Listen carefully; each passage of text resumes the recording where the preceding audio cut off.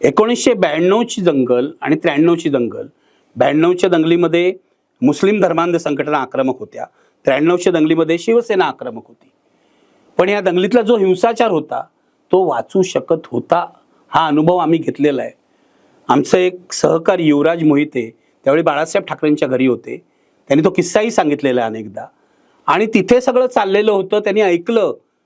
ते माझ्याकडे आले, ते घाबरलेले होते, त्यांच्यावर दबाव होता, पण ते सांगायला आले की असं असं होतंय, उद्यापासून दंगल सुरू होणार आहे. मी रात्री सुधाकरराव नाईक तेव्हा मुख्यमंत्री होते, त्यांना फोन करायचा प्रयत्न केला. तर मला सेक्रेटरी सांगितलं ते आता फोन घेण्याच्या अवस्थेत नाही आहेत. मी म्हटलं करतायत काय फोन घेण्याच्या अवस्थेत? आता मी कोणाच्या खाजगी आयुष्याबद्दल बोलू इच्छित नाही, पण शहरामध्ये दंगल पेटणार आहे आणि मुख्यमंत्री फोन घेत नाही रात्री 10 वाजता. काय लायकीचा मुख्यमंत्री आहे हा? अशा मुख्यमंत्र्याला जाब नको विचारायला? आणि हा पत्रकारच विचारू शकतो.